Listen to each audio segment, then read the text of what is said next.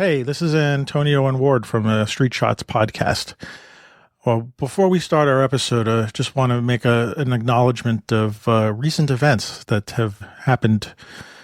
I just recently got an email from Abarian X Perello of the Candid Frame, and he unfortunately lost his entire house in the Eaton fire in Los Angeles. He posted up, I'll put a link in the show notes, but he posted something on his Patreon account. So I think we can check it out and read the whole story. Ward, did you get a chance to see? I sure did. Yeah, I did, and he did post it on Instagram the other day, and he has posted it on his. I believe it's a Patreon link. Yeah. So it's a devastating thing to happen. The good news, it sounds like he's safe and his family is safe, but it looks as if the picture, the photograph he's showing, he lost everything, his entire house. And so I just wanted to acknowledge that before we started our show. My thoughts are really going out to his family, and I'm really relieved that he's safe and his family is safe too. So, and I just can't imagine what that's like. It's terrible. And, the news, I hadn't checked today what the news was and how things are going and which fires are under control or if there's some new ones. But yeah, it's just a horrible situation there.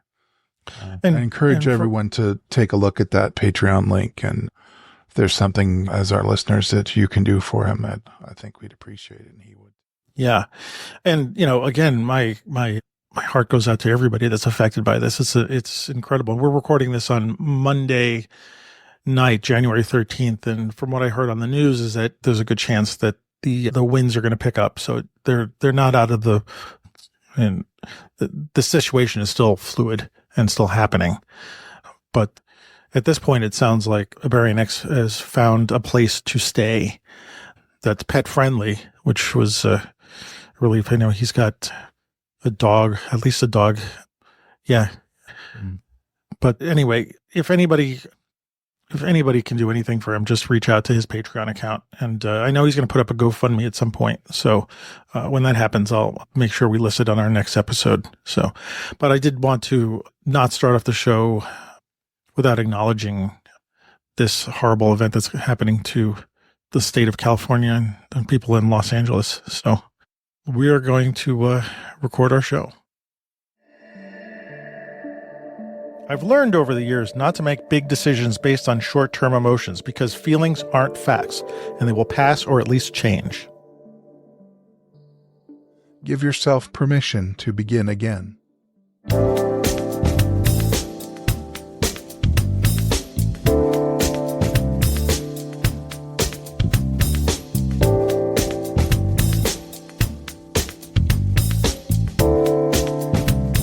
Hey, welcome to the Street Shots Photography Podcast. This is Antonio. And this is Ward. And this is episode 223 for the area code of Harrisburg, Lancaster, and York metropolitan areas of Pennsylvania. Pennsylvania, yay. Pennsylvania, yeah. Sorry.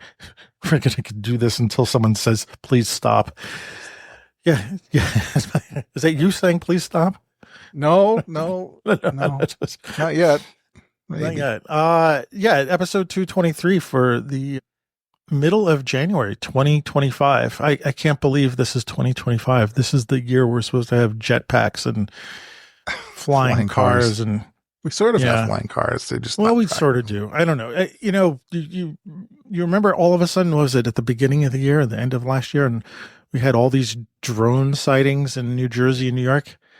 Guess what? I haven't heard a single peep from the drone sightings. Although I remember seeing one photograph of a drone, at least what was said to be a drone. It certainly was some kind of flying vehicle. It didn't look like a plane, but it looked like one of those personal drones, that you see like a one-person drone with like 8 different rotors or something like that. And I was just wondering if people are flying one of those around there. And but suddenly we don't hear about the drones anymore. It's just, it's very interesting, I hadn't even been following the news that closely. I know when there was first a big deal, but yeah, you're right. There hasn't been anything on them. there hasn't been anything. Yeah, and they all had proper what was the FAA lighting schemes with the red and green, yeah, red and green flashing lights, yeah, and stuff like that. But anyway, luckily they're not.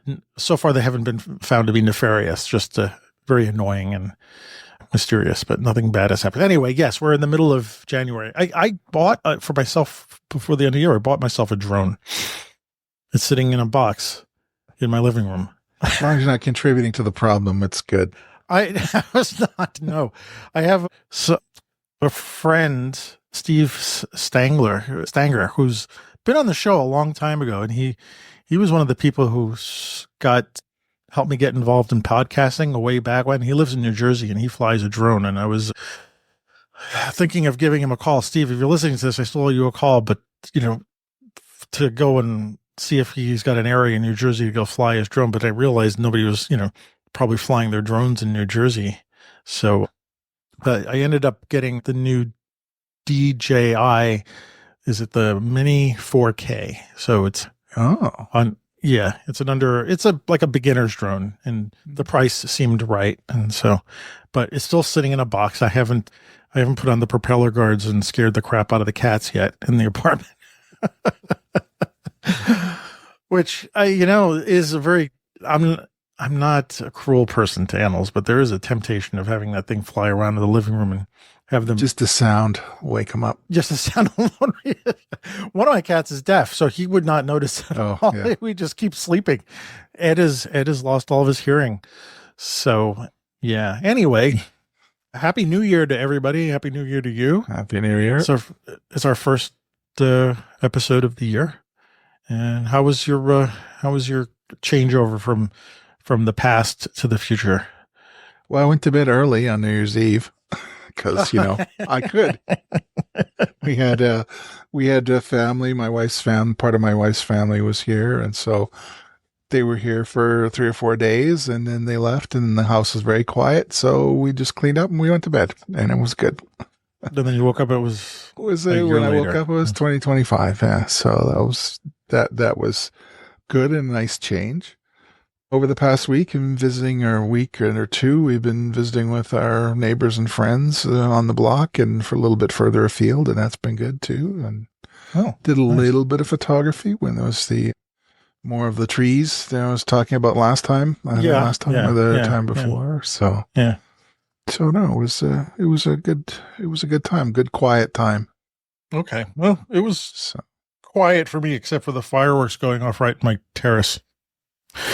Because they launch fireworks in the middle of Ocean Parkway, literally in front of my building, and they go off at my height. So they're essentially going off right at the 12th floor, and the smoke from the fireworks is coming into the apartment. So, and luckily my cats they're not traumatized by it.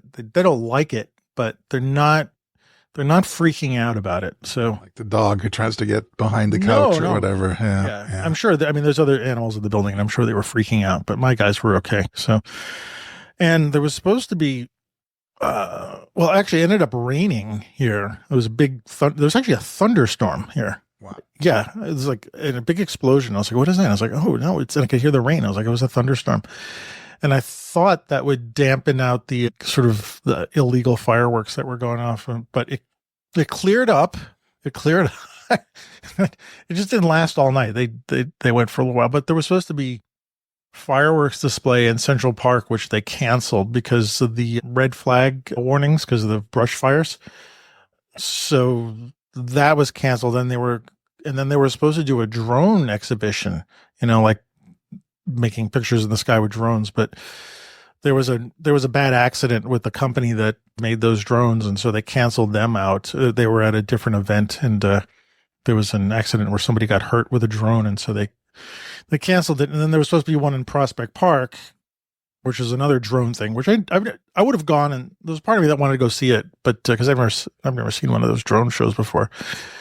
I'm wanting to see like pictures being made in the sky by these drones is just a cool thing, but they canceled that too. So it was was pretty much like, Oh, it was like everybody's yeah. plans are falling through.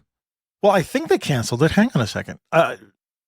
Don't quote me on that. Actually, it was raining enough that I imagined that they couldn't have flown them, but it did clear up. But who knows what goes on? So maybe they didn't cancel. If anybody's in Brooklyn who who knows about it, let me know. But yeah, so essentially it was quiet. I did stay up past midnight because that's just my usual MO. So it's like, but yeah. But other than that, not much has been going on here. No, it's been pretty quiet. So yeah, I did. I did get another email from B&H telling me that the XM5 is. We don't know when it's going to be coming through. Remember, I told you I ordered that. Yeah, yeah, yeah, and so that's not going to come through for a while. Not like that makes a big deal, but I've been hearing more about that camera, so I've been kind of itching for it. But more good, like yeah, no, more good, especially sure, about a preload little thing. I just wish it had an EDF. Yeah, yeah. Well, I've got cameras I've got cameras that have EVS. It's well, nice so all mine are too. But yeah. It's like, wait, before I forget, sorry, I wanted to hang on a second. Where's my notes here? Acknowledge a listener. I want to acknowledge a listener. John Wayne bought us a coffee. He's supported us before. I'm assuming I'm pronouncing your name correctly, John, right? I think so. I think it's I think John Wayne. You're right. He's not the thing anyway. But I'm going to read you what he wrote us. Yeah, New Year's. He bought us a coffee. He goes, "Thanks for a great podcast, guys. You really strike the best tone for a photographer's podcast. It's like meeting up for a coffee with mates before carrying on shooting. Happy New Year to you both from a reassuringly wet and windy England." So, John, thank you so much. And yeah, Happy New Year to you. Yeah. It was wet and windy in New York too on January 1st. So yeah. But thanks a lot for that. That's it. When we get someone saying that to us about the show, then it really makes me realize that I feel like I'm doing the right thing. Like we're doing the right thing. Like, so which is kind of how I always wanted the show to be. Like, like we're just, a couple of guys talking about stuff and people like to listen to us or not, but I sure. I wish we could. I like that because it's, my friends in Beers and Cameras and all that. It's all like, it's a gathering point where like-minded people get together and talk about things. And it's good. It reinforces us in our hobby. And it's sort of germane to our subject today too. Things that we do to keep the fires burning in terms of our creativity and that sort of thing. Yeah, well, I can go right into that since I started talking about I haven't been doing much.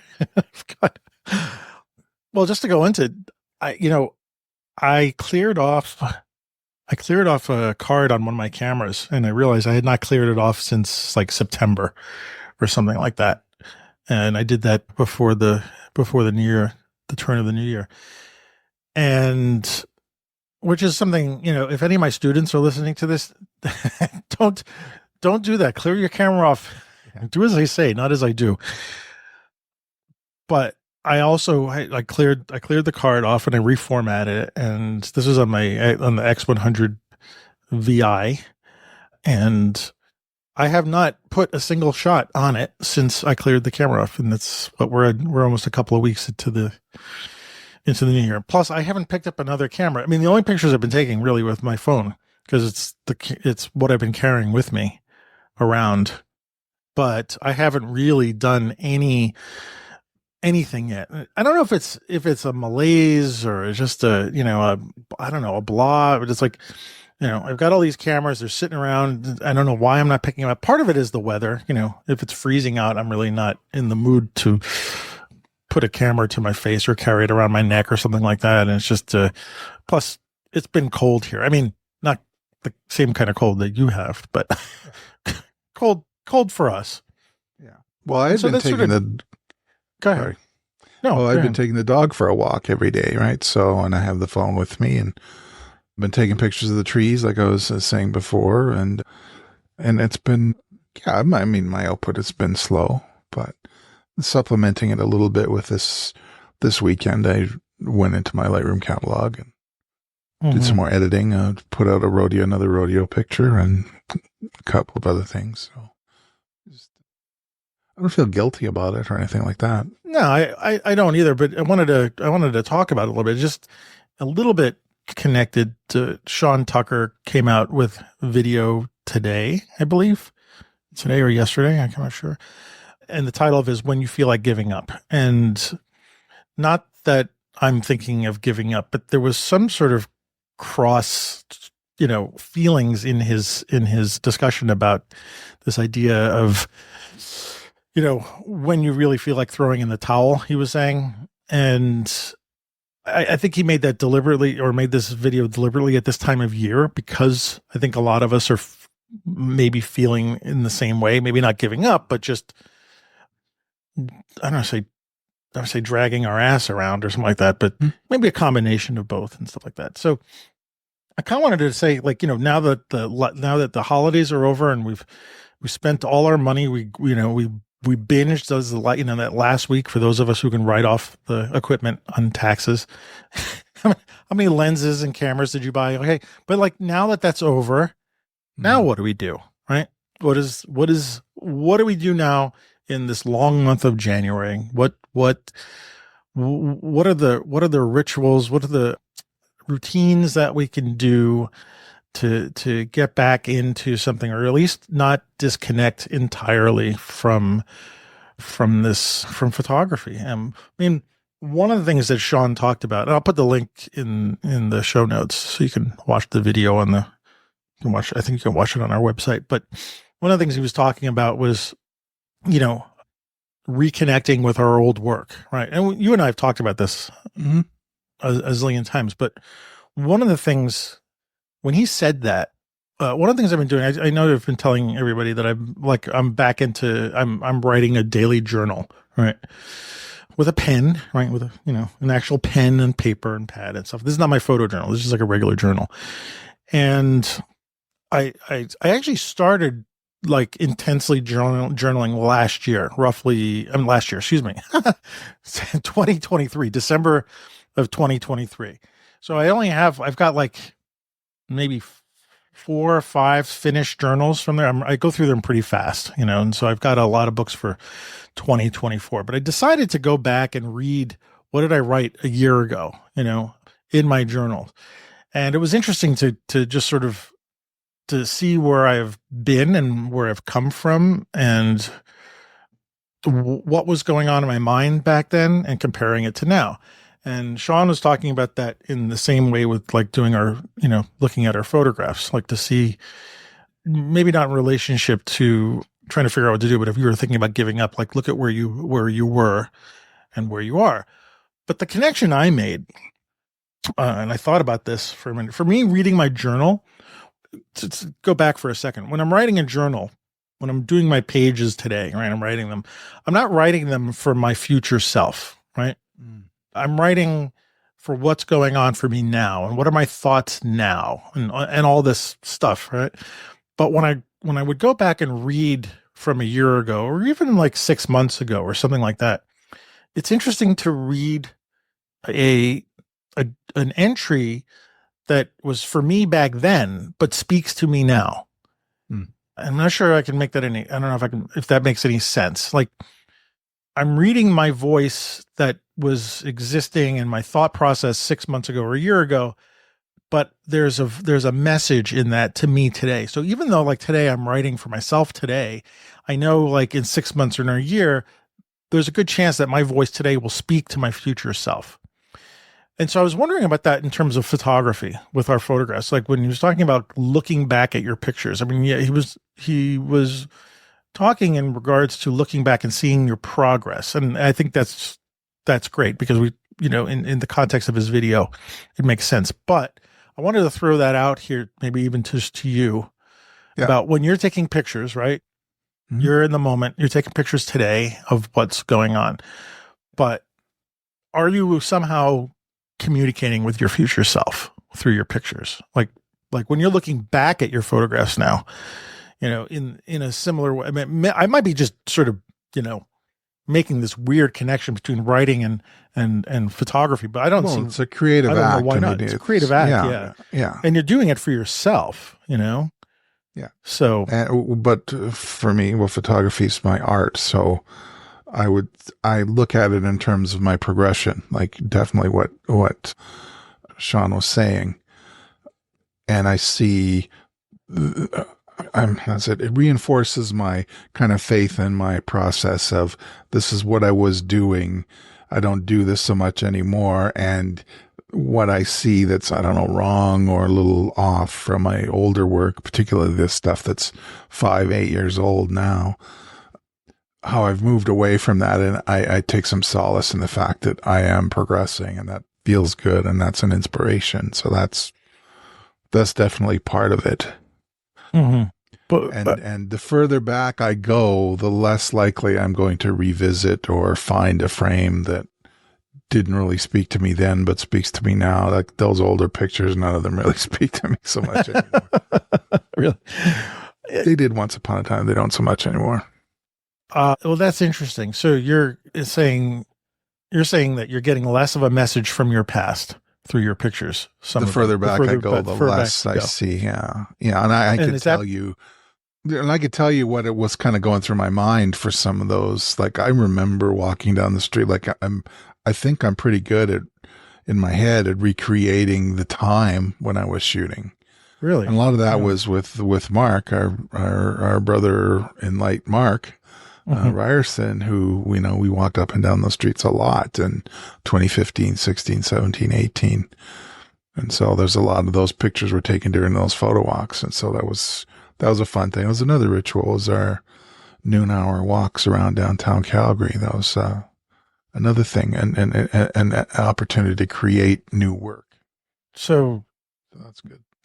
yeah, but I guess what I'm saying is that are there any lessons that you're learning from your past self other than like your progress? I mean, one would hope you're making progress, right? Because that's kind of what we're all doing, right? So, well, actually, maybe define progress, because that's kind of what I'm trying to get at here a little bit. Like, what is the You want me to define progress? yeah? Like What do you for yourself? What is that? Oh, what so is that? the work is more interesting, artistic, meaningful, better executed.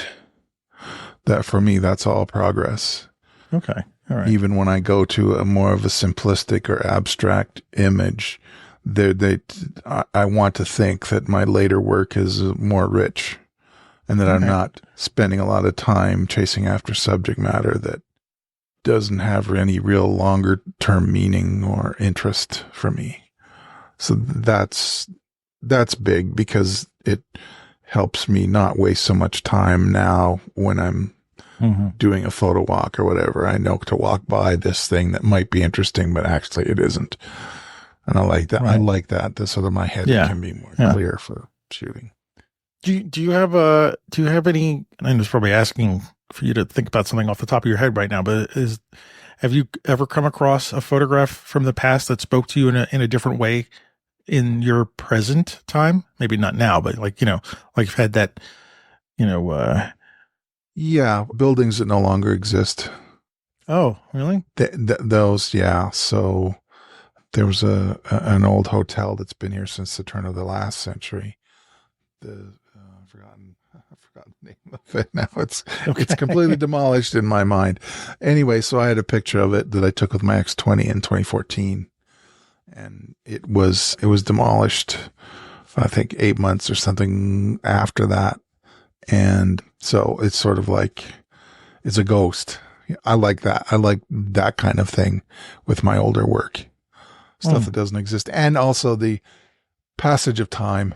Like that has a meaning for me too. Like I think you and I have talked about. We like time travel stories, Back to the Future, and all that kind of stuff. And it's sort of this scenario that again, it's like that with all photographs, of course, but it's a little more jarring when it's a whole building or of a view of downtown that you can't see anymore because it's obscured by a new building, for instance, or something like that. So in terms Okay. of past work that speaks to me, that would be it. In terms of kind of saying something to my artistic self, I don't know that Hmm. I feel that when I go back through. What about you? You see when you go back through your That's a catalog? really good question. I mean, when I go back and look, a bulk of my work is commercial kind of oriented stuff, and the I don't know. There's almost like a regret or something like that from it, like the missed opportunities that I realized that I bypassed when I was only thinking about work as like how am I going to make money from it, and so that I don't know if that's a speaking to me like to the future self kind of thing in terms of like I mean regret isn't. I'm trying not to be. I don't beat myself up about it. It's just like, damn, I had Mm. these opportunities. Like I was, especially like when I was in in a different country or something like that. And I look back at some of the stuff. I was looking back at some stuff that I scanned on my like scanned, that rephotographed on from my slides that I did in my XT whatever, one of my Fuji cameras. And so because all my the bulk of my stuff, I'm looking at them now. There's like five or six, actually one, two, three, four, five. And all the boxes behind me are full of slides. And every now and then I go through a box and I start going through them, and I a lot of them I don't have the memory that you have, like because this Yeah, stuff but was you shot a so whole far lot more back. than I did. Like, Like I'm no, really it's only just talking about 10 years. You're talking like yeah, no, 30. it's a while of stuff, Yeah. and so I can't quite get to the what that past Antonio is trying to tell me in the future. But if I was to make it up, maybe I would say like really, pay more attention to stuff. Don't get so what's the word blinded by Mhm. having blinders on. Like was so focused on one thing, open up to a lot of different things. And I think I'm still learning that. I think I'm still trying to learn how to not be overly repetitive and like focused only on one thing and try to open up to different subjects and stuff. So I mean that's kind of what I can learn from, from my past self and stuff like that. So but I was just wondering if it had any kind of correlation with writing. Like, does the photography? It's not exact, but does do the pictures I take? Maybe with more personal work, that there might be more of a voice. But I don't always tend to look back as my personal stuff as much. I don't know. It's interesting. Yeah. Well, the lion's share of mine is personal, and I think the biggest observation is just simply the passage of time. What's different, the kind of nostalgia, the whatever, longing for a simpler time when I was single and no kids or whatever. Or maybe I'll feel that more when I go through my black and white negatives from the 80s and 90s. Like that Hmm. might be, my negative catalog, 88, 89, 90s, pretty thick. I should go through that and just see, even just looking through them. Like I don't need to necessarily scan them or anything. No, Because I no, did but keep development notes and my observations of, the quality of the shooting and the processing, and those notes definitely bring things back. yeah, yeah. The fewest characters I can possibly write, mostly in anger because of my mistakes, but Really, uh, really. underexposed, Oh, boo. yeah, Underdeveloped, boo. yeah, yeah. So okay, so we've crossed over into this new year. What are the things that I don't know? What are the things that you do to sort of keep yourself grounded in in the photography? Like let's talk about rituals or routines or something like that. What's the what's the thing that Uh, can keep you going? I subscribe to photography podcasts. I subscribe to photography YouTube videos, which are like little gems. I see the guys from Petapixel do their thing, and they're local. It's, Chris and Jordan. I know those guys, so that's fun. and they have an international audience, which is also fun. And even if I'm not interested in a particular model, it's interesting to see what else is going on in terms of the technical geeky equipment kind of thing. Hmm. I have my photo books. I have a kind of a rotation of photo books. If I don't buy one, I'll buy a magazine, and that'll sit beside my easy chair, and I'll go through those when there's a commercial on or there's some TV show that's not interesting to watch. And sometimes on Saturday morning, I'll get a couple of photo books or whatever. And if my wife's out shopping and the house is quiet and I haven't the need to walk the dog, then I'll go through a photo book or a magazine and just kind of stay in the moment there. I mean, there's a lot that I do. I mean, I'm always trying to think photographically all the time because it has some real meaning for me. And we had talked ad nauseum about my plans for my trips. Yeah, yeah, yeah. And those are important to me too. So this Thursday we have got beers and cameras. I commiserate with those good folks and we talk about photography or not. It's just a group of people that I like that have interest in things. And there's a lot that I do even in a day that's specific to photography. Really? Wow. Okay. Yeah, Good for you, because I feel like I'm way behind on this. The closest I've gotten to do anything really of significance was, I said last couple episodes ago, I bought Gordon Parks' book. Now I'm already forgetting where I bought that from. And I did in my local bookshop, which is strange to have a local bookshop in my neighborhood. It's really kind of it's a nice, cute little place. But buy local. Yeah. Yeah, they had a Gary Winogrand book in the front window, and it was the book on his color work. And I walked by it a couple times, and I was like, you know what? I think I have to get that. And I finally walked in there, and I bought it. It was $90. I was like, youch. Yeah. But that was fine because they supported them. But I still haven't really looked through it. In fact, I don't even know where it is. It's not in my office right now. It must be in my living room someplace. So I skimmed through it a bit. I mean, how could I not skim through it? But I didn't spend any time really, going through it and doing sort of a, dive in the work and stuff like that. Although I remember seeing a lot of the color work when a lot of the stuff was in the show that was at the Brooklyn Museum a bunch of years ago. So it's not necessarily new. The book is really nicely printed, though. It's like again, books, we know that books are a sort of an art form unto themselves. So that becomes really nice. But yeah, I haven't, I'm looking at a lot of excuses kind of thing. Like, I want to do some writing, and then spending time, my girlfriend from Nebraska came and did a second visit. Mm-hmm. I think I probably talked about it in the last show. That's legit, though. That's the best reason ever not to do anything. It's a relationship. It is. And even then I brought my camera with me, and I took a bunch of pictures, but I haven't even processed them yet. I've sort of just put them in Lightroom. And so I don't know, like I've gotten into this daily routine now where I'm not bringing my camera with me. And when I go out to breakfast or do a walk afterwards, and I don't want to say I'm in a funk, because I don't feel like a funk, because what a funk you're feels noticing like. that you're not. Yeah. Yeah. My photography is just not a priority now, which is really interesting. I am doing, teaching and stuff like that. And I got some classes and stuff to get up and running. I do take my phone with me. So it's not that I'm not taking pictures, and I don't want to say the phone is not a legitimate camera, but you know what I mean? It's like, it's what I've got with me. It's not, not a deliberate going out and photographing thing. It's just like, I happen to have a camera with me, and it's a phone.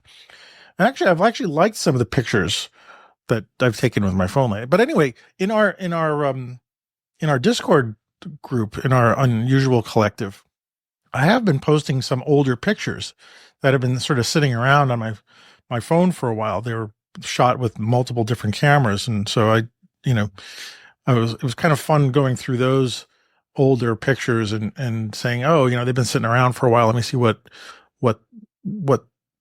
how they're speaking to me now. And it was kind of fun to put those up and stuff. But yeah, I haven't, and actually speaking of that, our group has been kind of quiet too. I mean, I wonder if that's not blaming anybody, but like I'm wondering if if like we're not the only ones in sort of a in a in a photo lull, as it were. Could Uh, be. It could be. I mean, certainly in this part of the world, things certainly slow down. yeah. You're busy with things and New Year's and new budgets at work and things like that, and getting things spun up.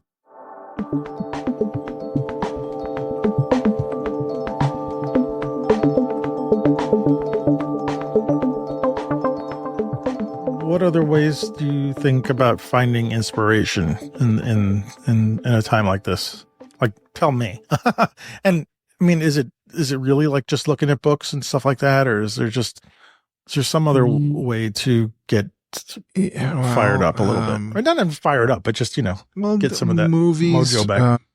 stuff I happen to see, like cinematography in movies has been, there's been a few movies in the last couple of years, and the part two of Dune, Oh yeah, and yeah. That these was that great. have these things that just make you think cinematically. I think there's some inspiration to be taken by that. For me and for the me in the temperate zone here, the changing of the seasons. Like I'm not really any kind of nature photographer, but I sure take a lot of pictures of trees this time of year because I see them every day, and it's the mixed results and mixed success. But I find there was a picture I took. It's going to be 10 years ago now of a shooting up an elm tree, and the boughs and twigs and everything going up into the sky looked just like a artery on a heart. In fact, Really? I called the picture artery because of the kind of the parallel of natural structures. This tree looking like the arteries and veins around an organ almost. You're finding patterns in things, and it doesn't even necessarily mean to be photographic or whatever, or the Fibonacci sequence in a pineapple or whatever it is. All these just these little things that come into your head when you're just looking at things. Hmm. And yeah, and when I go up to my room, or we were cleaning up the house this weekend, and I was dusting off in our closet or whatever, and found the twin lens. We were talking about the twin lenses my son and I started shooting with, and like, it's an opportunity to think about what I'm going to do with it this year and that sort of thing. Just You have plans or to? I think I'd take it with me to the Handhill Stampede, yeah, and do some like more formal portraits, black and white.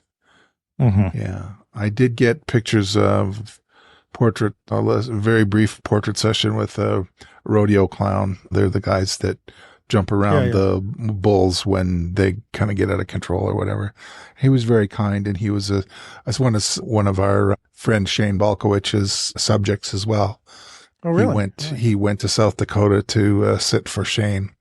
So I Wow. recognized him Huh. and asked him if he'd come over. So I got pictures of him, which I haven't posted anywhere yet. But I'd like to do, if he's going to work that rodeo again this year, then I'd be Hmm. happy to try and get Yeah. more pictures from him, that sort of thing. So for me, the rituals really are more about about planning and thinking about things. So what I'm going to do is very self-centered. Are there rituals that keep you sort of grounded in it, like that? They're like sort of touchstones that you can keep coming back to, and when you think you're kind of, I don't know, maybe moving off a Yeah, path or something like maybe. that, you get back to a ritual. Yeah, taking my gear out of my bag and cleaning it and making sure the batteries are charged and shooting some air film, pretending a little bit, like a little kid with his toys, I think. That Hmm. recharges my batteries pretty quickly, because then I'm like thinking about, shooting and making the camera feel as comfortable in my hand as possible.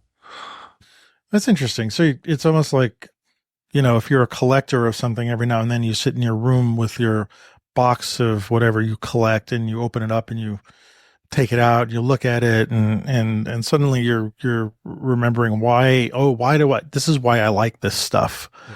and photography has a whole bunch of that associated with the It has a books. lot of And that, and it's the kind of love of the gear, which I'm happy to talk about when we're sitting doing nothing and not shooting. But when we're shooting, it is like I don't think of the gear at all, other than right, have I got the right lens? Is are things set up the way they are? And that's all. Everything's in my head, right, and then right. that's a whole other thing. That's that flow state and all that kind of stuff, which is completely different experience than sitting at your dining room table, with the lens, the lens cleaner cleaning your lens off.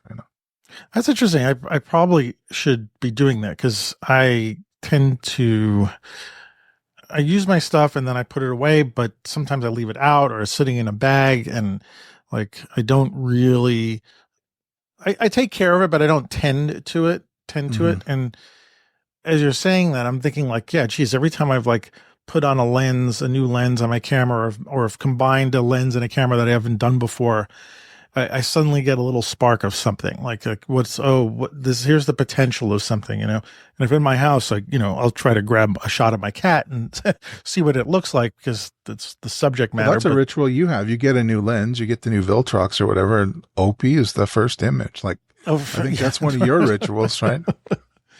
Are yeah, those that's whiskers true. in focus? Yeah. Are they in focus? Yeah, I do have another lens coming in on Thursday. I have a lens coming actually in the next week or so. Yeah, that's true. True. I saw it. I saw what is it called? Bright Lens? Is that the name of the company? Bright lens? I don't know that one. I think so. Anyway, bright isn't the Sounds word. like something that would be made out of plastic.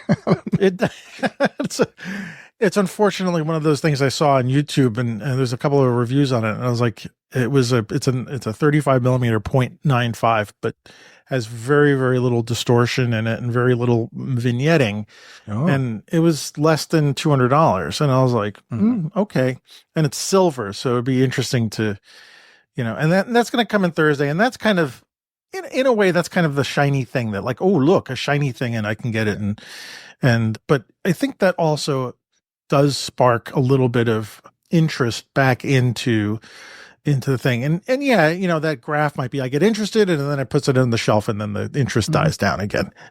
But I mean, lenses are my thing. I mean, I happen to really love lenses. Once I You've got a discovered that, big like Thermidor there in your room, yeah, I got with right lenses behind me, lined up. like, Yeah. yep, it's at least they're at a good low humidity setting and stuff like that. So I do take care of them.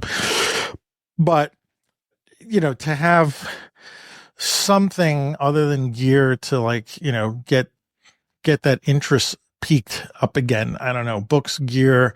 What am I going to photograph? I mean, I don't really think of this year as like, okay, well, this year I'm going to do, I don't do resolutions. I mean, photography resolutions or like that because that's meaningless.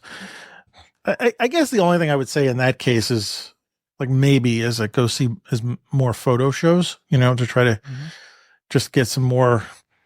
I mean, first to get out into the world a little bit more, and then also to see how photographers want to display their work. And it's always wonderful to see prints. To see really nice prints. I really wish that the Burned and Hilla Bescher show was back. I really want to go see that again. That Yeah. was such a good show. But I lent my catalog book, the book, to a friend, and he's still going through it. oh, He's really? like a kind of an engineer type, and was really enjoying it. Just the shape of things. Yeah. Well, all right. What else was I going to say? So you talked about like routines and rituals. What else can you think? I mean, what about support? Like, a support, our support group, right? Yeah. Finding like-minded people. One of the things that I started a while back and I just haven't followed through with this is my version of what you guys are doing with your beers and cameras. I did coffees and cameras and, some meet at the coffee shop. And I haven't set up, we only had one meeting and Mhm. I haven't set up anything after that. And again, it's just sort of the circling of the wagons kind of thing a little bit where, you know, it's not the first thing on my mind, but you've got your beers and cameras. So what is that doing for you in dry spells and stuff? I mean, I know you said you don't Well, always it talk about gets photography, us. but Yeah, for me, I'm an IT guy and I don't have a lot of friends outside of work. And it does a whole bunch of things actually. Socially, it gets me out dealing with people. I don't just go to my home and cooped up and watch TV and go to bed. I have something to look forward to every couple of weeks to get out with people and the environment and, a positive social experience with people that I like very much. And we share observations on photography and whatever. And actually, sometimes we don't really speak about photography. We just talk about our personal lives and so on. And that's fine too. But we're pretty careful about making sure that it keeps going on, even if there are if there may be one or two or three of us out of the six or seven, we may cancel it, but we've been pretty good about making sure that we're all free and that we have that every 2 weeks cadence, like our show here, right? It's the same thing, you make sure you keep the cadence up so that we can all plan ahead and meet. So there's some real value there. Mm. So it's a social thing. It's a photography thing. It's another place to share observations about photography. And we're in different places and our interactions with photography are different. One of us is into the associations and clubs. She organizes, events for the clubs and I've forgotten the name of the organization that she represents, and it's, putting together meetings and having speakers come in and all that kind of stuff. She's sort of on that line. One of the other guys in our group he's recently retired and he's kind of traveling the world now. And so his experience of photography is travel now. And he's got a Canon R5, I think, the first generation one. And everyone, and it's a great camera and it's interesting and sure the work he's creating. Although I don't think I've seen much of the work he's done from his vacation pictures, but that's how he finds fulfillment. And one guy travels around the continent on a motorbike and he takes pictures when he's out doing that. And so there's, we're all in different places. And then there's me with my crazy black and white pictures and that sort of thing. So we all come and it's good to see that diversity in us, I think. And it's just, it's a lot of fun and valuable to have that interaction with people and not just on the web. I think that's another thing too. It's not just, back and forth in a forum. There's we're meeting people and chatting and making faces and that sort of thing. It's a more OG, more. Yeah. I have that experience when I'm teaching. I had my first class of the year last week, and it was just my introduction to digital photography class, which I've turned on and made it its own thing, which I'm really enjoying. I had a really interesting experience actually while I was during the class. I had the best way to describe it was an out of body experience, Okay. which, yeah, well, no, I mean, I wasn't like floating above myself, but what was going on was I was as I was talking, and I've got my I hate to say spiel, I don't want to belittle it, but I've got my thing, my script, my thing that I do, and it's really good, and I really like it. And as I was saying something, I had a moment where I was able to listen to what I was saying. And I was like, that's really interesting. You're doing this well. Like I was having a dialogue with myself while I was talking, and I wasn't sort of spacing out in the real world. I was doing my regular thing, but another part of my brain was being very observant as to what was going on. And I was like, that's really interesting. Like I noticed it enough that I sort of wrote it down and I was paying attention to it. And I was like, and I've never had an experience like that before. And part of me thinks that it's coming from the fact that I know what I'm doing, that this is my thing that I like to do. And teaching is my way to meet new people and and get excited about photography, and then actually get people excited about photography. People who Mm. come in thinking they're going to learn. Well, the intro to digital photography sounds very much like, okay, well, I'm going to learn it, but I make sure it's not. I make sure it's a little bit more than that, and I enjoy it, and they seem to enjoy it too. So anyway, I wanted to mention it for no other reason than it was something I noticed, and it was a very strange experience to be able to sort of watch myself like like an audience member, like Yeah. listening to what I was Well, doing. it kind of reminds me of what some Broadway actors who are doing like 8 shows a week, they can emote and do their whole, doing their acting thing on the boards, and Uh-huh. their mind is elsewhere. They're like, where am I going to go for dinner after this? Like, the, Maybe that's not too dissimilar actually, because yeah, and again, I can't remember if I mentioned this in the last show, but lately I've been getting, which is very strange, I've been getting applause from the class yeah, when the class was that's great. done, That's great. which it is great. It means a lot of things. First of all, I mean, there is a bit of the ego thing, which is nice, but I'm not there to get applause. I'm really there to get them excited about photography. And so when they do that at the end, and it's been universal now, it's been in every class that I've done.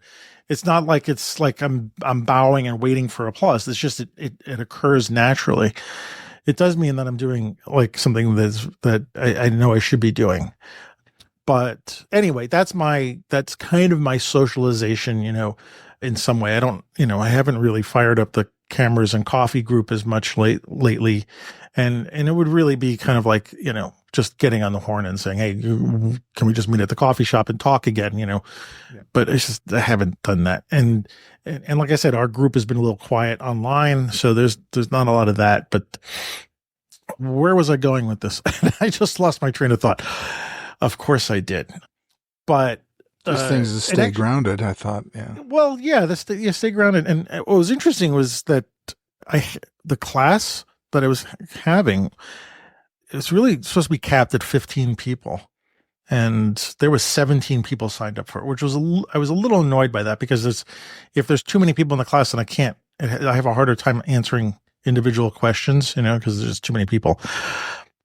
But usually not everybody shows up. So that's not a problem. But 12 people showed up, and that was like to have that many people out of 17, usually half the people show up or something like that. But to have that many people show, I think it was actually no, excuse me. I think it was 13 people showed up, 13 altogether. Yeah. Which was quite a group of people in the room that I'm in.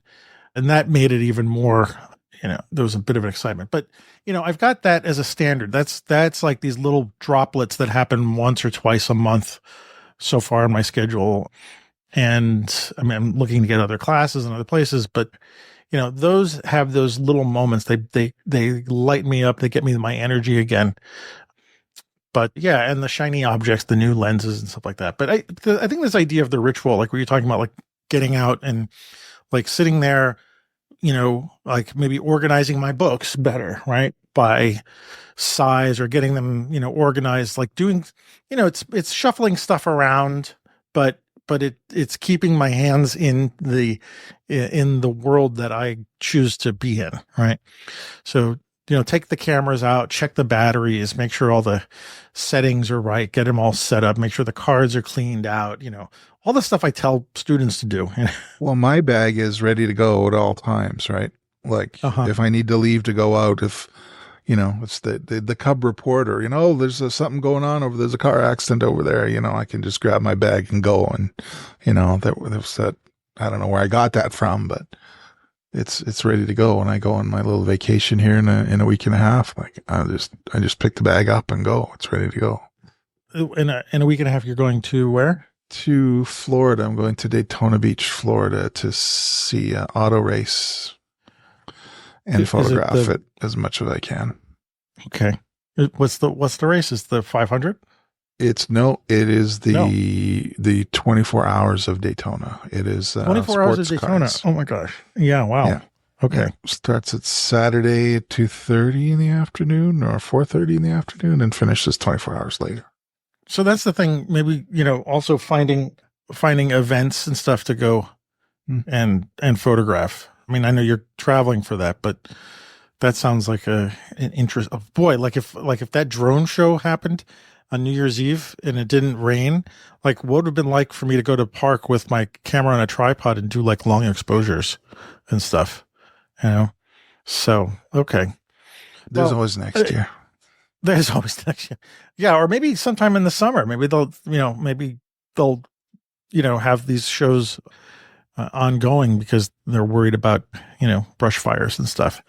So, let's wrap it up. What would be, oh, I'm now visited by You a hitting cat. stuff? Oh, okay. No, Cats are he taking just hit over the the show. microphone.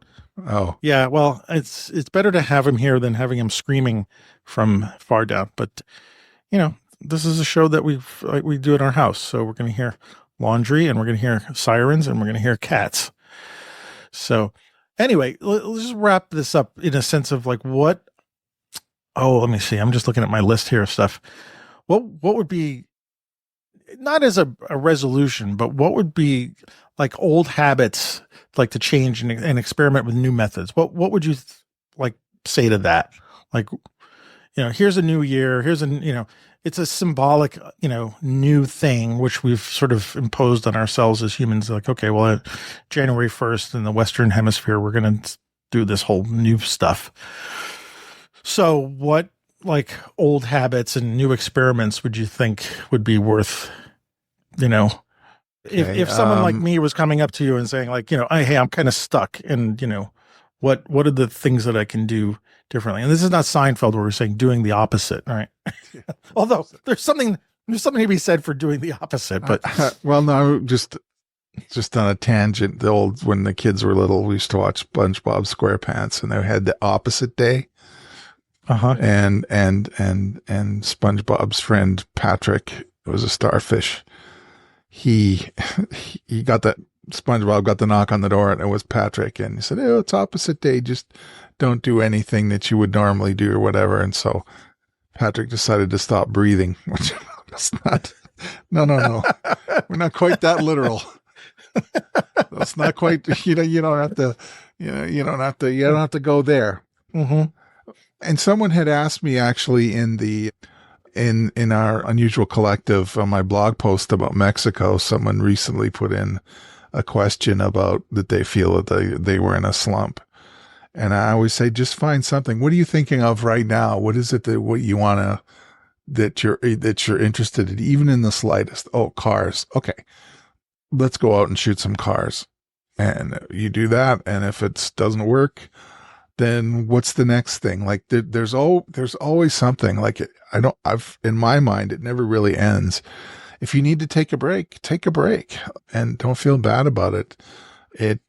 For me, it would always come back. And then again, I have these annual things that I do every year that I can plan for. I think that helps a lot. And it helps sharpen your abilities, and your sensibilities on what to do when you're covering these events, I suppose. Mm-hmm. But if you're in a slump and you don't have any direction, I just say, go just do something.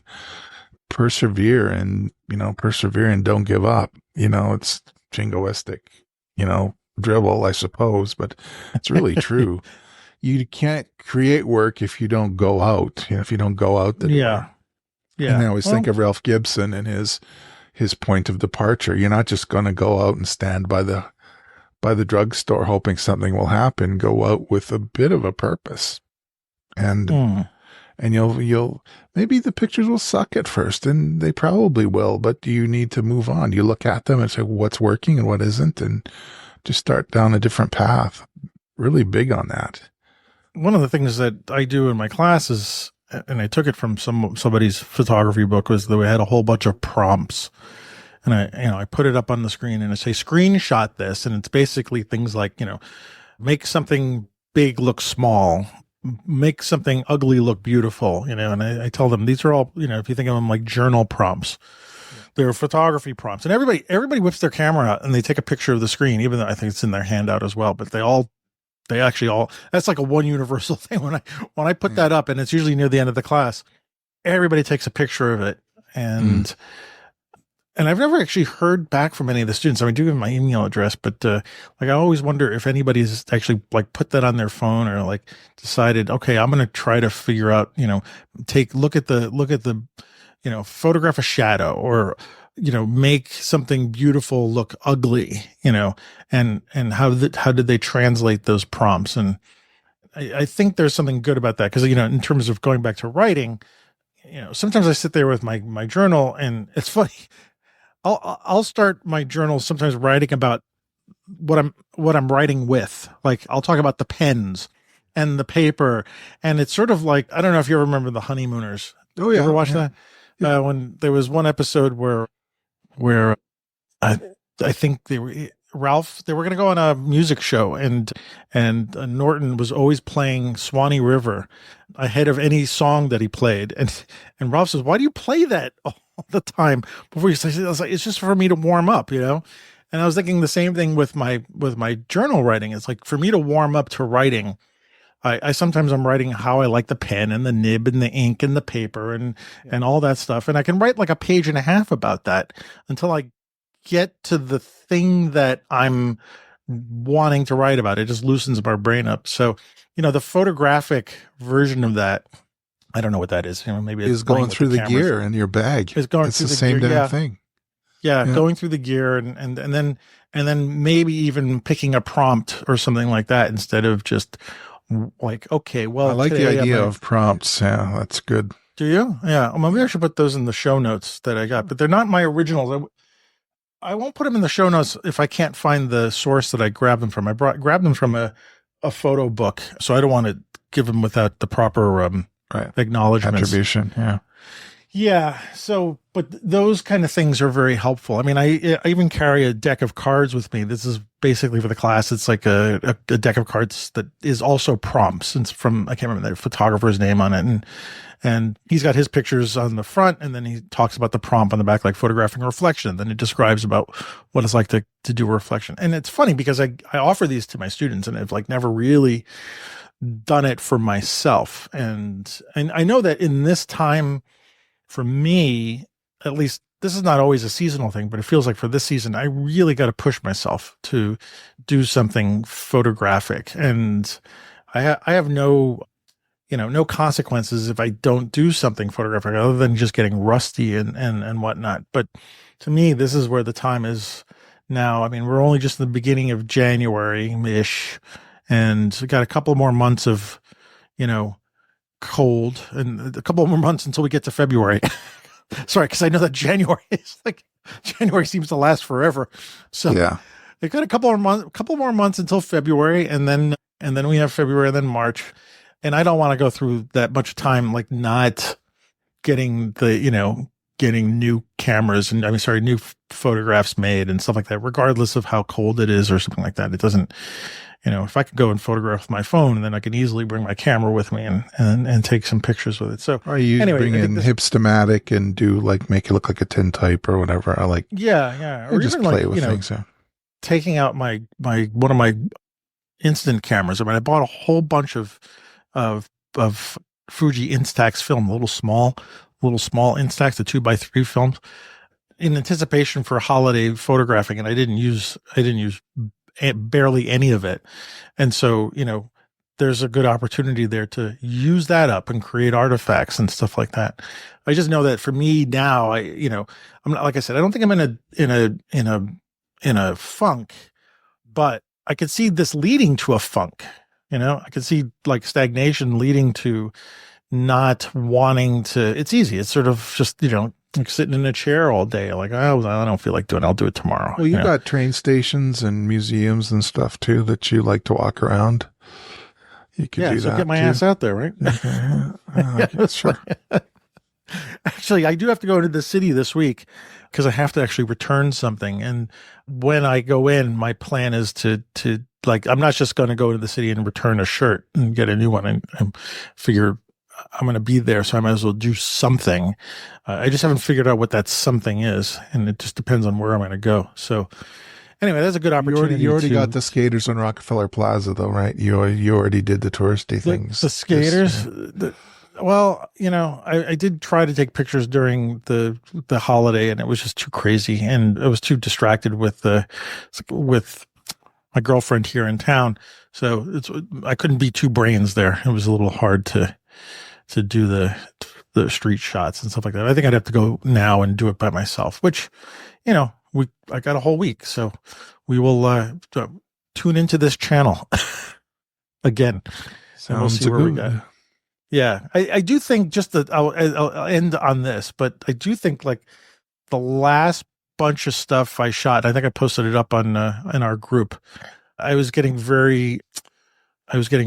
kind of tickled by it. Like I was like, ooh, and like I said, some of the shots reminded me of kind of the stuff that you would do. Oh yeah, the one. And Well, I said you were to me it had energy like Melissa O'Shaughnessy actually, which is pretty. which thank you for that. Yeah, but I'm looking at it thinking of you. So, but it's just okay. I mean, hey, if you want to see her and me, that's great, and I can see you and me. That's also great. But it was nice to have those influences there, and it was like, okay, that's you said what? You said something like I'm getting a little closer to people or something like Yeah, that. And I so, said I'm sensing closer proximity. Yep. yeah. So anyway, that might be on the agenda. So I only did this episode today so that I could get some energy from Oh, you. okay. Well, you got to do that's. I mean, add that Yeah. to the list. Do a podcast on Right. this. Right. Yeah. So anyway, we got through routines, rituals, ideas. I think we covered what we wanted to cover. Huh? Was there anything else that we'd leave out? No. Yep. Sounds good. All righty. All right. Well, then let's call that a wrap. Where are we finding you in this new world here? You can find me on Vero, Twitter, and Blue Sky at wrosinphoto. On Instagram at Ward Rosin Fine Art. On Facebook, I'm Ward Rosin Photo. My sad little website is rosin.ca. I have shoveled quite a few pictures in there, but I haven't enabled those pages until I sort them, so that effort's ongoing.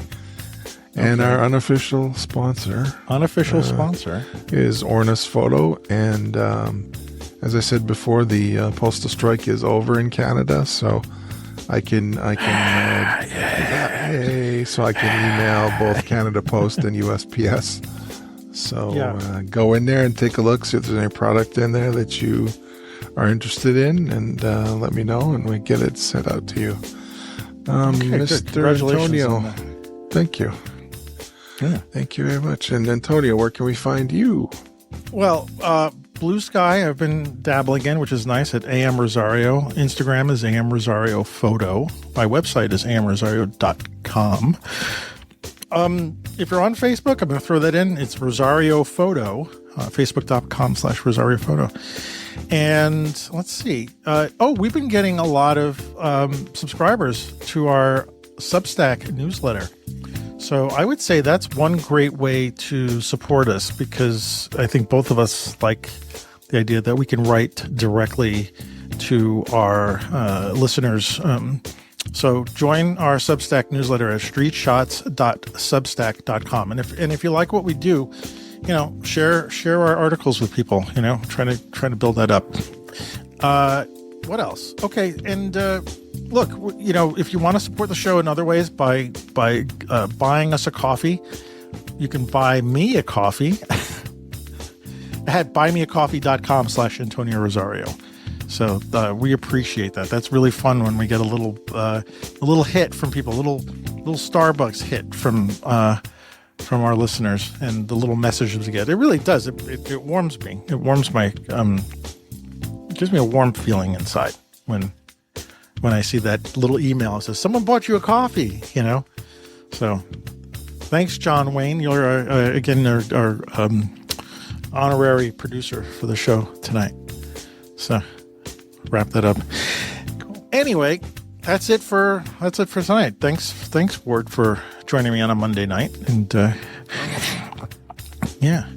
and hope hope your New Year is going to be good, and everybody else's New Year. And as I said at the beginning of the show, our thoughts are going out to the people in LA and all what they're handling. So fingers crossed for that whole thing. Anyway, I'll look forward to seeing everybody in a couple of weeks. And so have a good night, and You may see you later. need to get another co-host or work solo because I will be in Florida probably around you're the gonna time we'll be doing the recording. Okay. So, Okay. Well, and I won't so see we'll you keep in a that in couple mind. weeks. Yeah. Yeah, it could be a solo show. Been thinking about that. All right. I don't know. We'll see. Okay. All right. Well, have a good trip then. Okay. Thank you, sir. All right. I'll Talk see to you you when we later. get back. All right. Good night. Good night.